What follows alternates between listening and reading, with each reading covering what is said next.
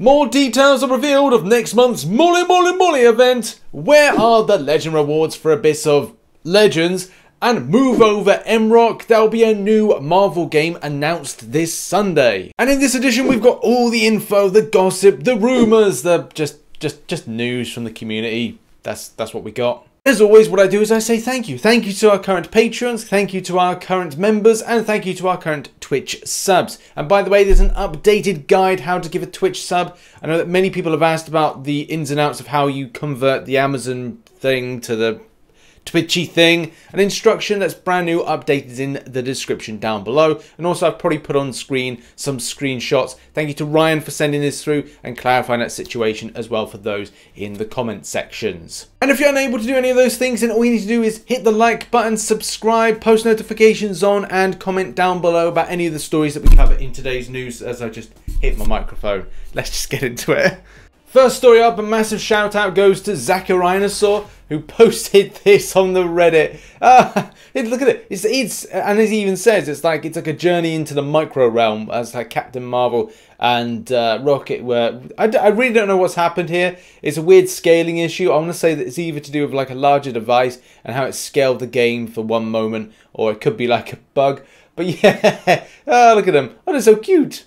Right, on to our next story, and yes, I do not deceive you, this is an OG Thor taking on the likes of Aegon in Abyss of Legends. Now, I don't know if I overly condone this, but it's still kind of cool to put enemy champions into a stun. Obviously, as we know, we can parry and all the nice stuff that's usually associated with difficult content, especially like this. But yeah, it's crazy to see this on screen now. There's some good damage. I'm not going to lie, there is some good damage. It does make you think that, okay, do I want to use an OG Thor? Obviously got a clip there, but that's how it goes. And look, would other champions do more damage? Yeah, possibly, maybe, could be. And for those interested, this is Karnatac's team. It has definitely got the Human Torch element. It's got Thor, Stark Spidey, Symbiote Supreme, and Nick Fury. It's still pretty impressive to think that Karnatec did this with 2,500 units and an OG Thor, and it makes me kind of feel like maybe I should do that, or wait until I get an Aegon and make it more easier. Either way, it's all good. And yeah, if you've got an OG Thor, give it a go, why not? But wait, actually, it turns out that it was a total of 6,500 units.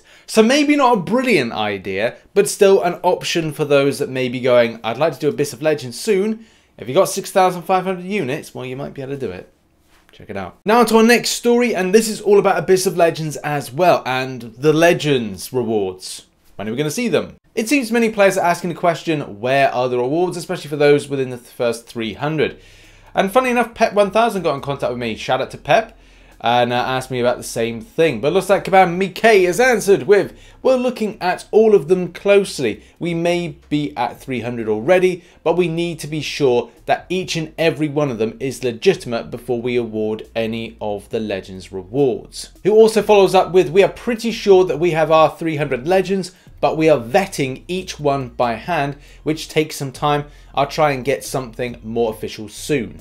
That information was posted yesterday, and obviously the worrying thing about it is that Abyss of Legends, when people were doing it and smashing it very early on, there were some people that were utilizing like mods and hacks in order to do it, to then create the maps, which meant that they were an illegitimate person that had completed that content. So that's the difficulty. I think that's why Kabam are waiting a little bit longer, just to kind of like vet each and every one, because a lot of people ended up doing that. Next up, and is Molly event. So next month, as you know, we've got the Molly event, and this one is called Mole Man Expeditions. We're going to go on an expedition under the ground, and this is going to be quite cool. It doesn't seem to be so labor intensive. I believe it's 0 energy spend, and as well you're going to face 2 opponents. Great. And also there's going to be something that unlocks weekly, which is in the medium difficulty. What do you mean normal difficulty? Heroic, Master, and Epic. Maybe we changed it to medium.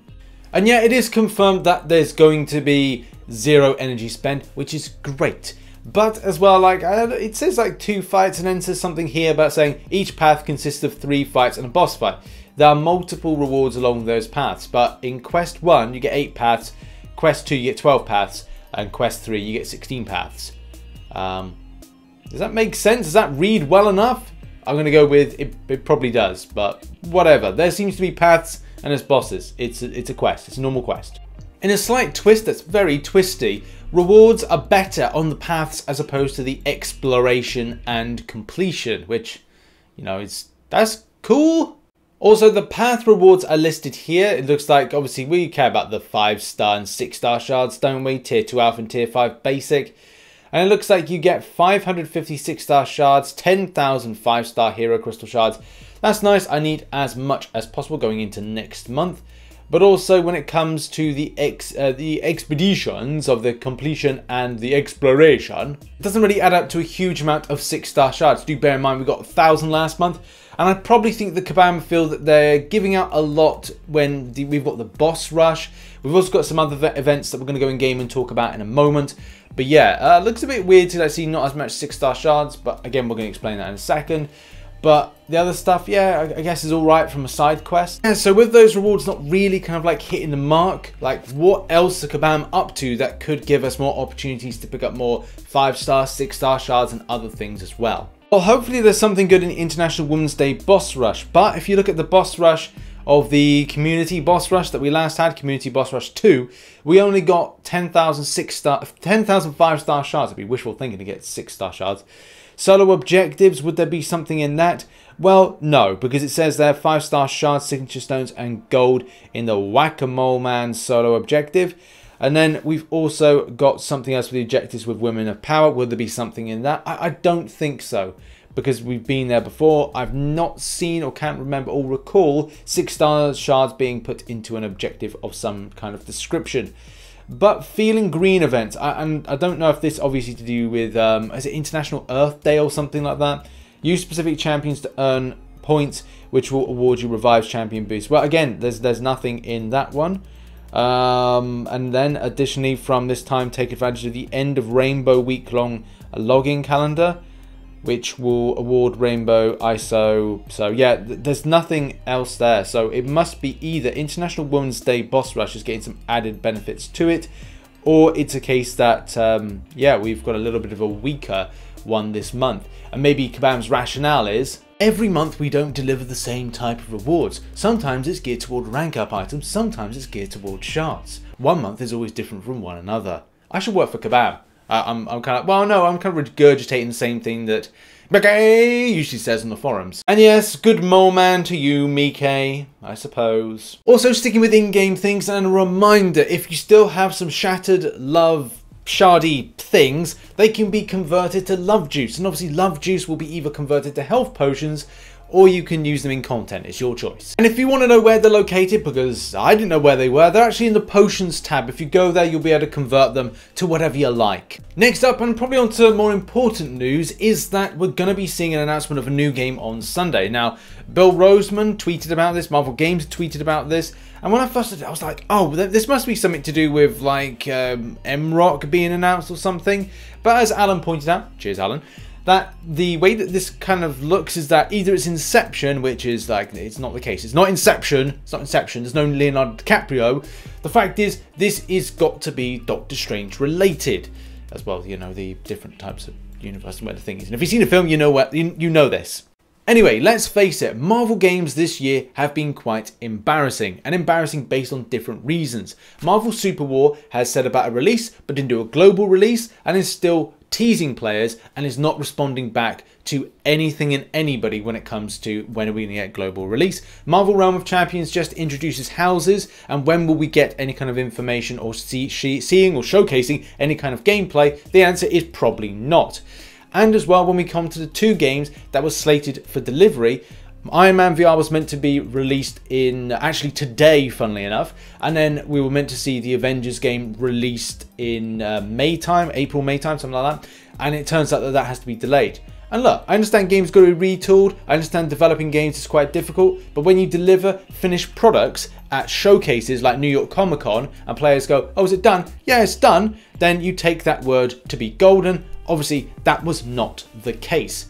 But putting another game into the stratosphere is going to mean for a very, very, very busy 2020 late this year or 2021. It'll be interesting to see if this game actually delivers whatever it is, which is also being described as a gaming revolution. The games or mini studios within NetMarble that deliver certain games like your Marvel Future Fight and other such titles they are mobile games, so I really don't know what this could be, and obviously more than likely it is going to be a mobile game. But a Doctor Strange themed Marvel game, is that something that is going to excite players? Is it something that is more built for the film's release, multiverse of madness or whatever it is? And that is going to be the big question. Will players want to play it out with so many other Marvel games? I mean, I'll play it if it's mobile, you know, that would be something to put on the channel, maybe the second channel, who knows? But in any case, what are your thoughts? Have in the comment section down below about all these Marvel games. In the next 15 months, we're going to be seeing Marvel Super War. Eventually, I reckon we'll get a global release. Marvel Realm of Champions, Iron Man VR, which I'll cover on this channel. Marvel Avengers game, and this game. So that's 5 games in the space of 15 months that are potentially got to be released. That's pretty mega. Lots to cover. Now, depending on the information that is dropped on Sunday, I may cover it in a Marvel Contest of Champions news on Monday, or do it as a separate video, depending on the length of information that's going to be covered. Check out some new content that's over here. Also, check out some supporting links here. And as always, I shall see you in a few videos today. We've got some Act 6.1, 100%ing, and other videos as well associated with that. Thanks for watching. See you in the next one. Bye-bye.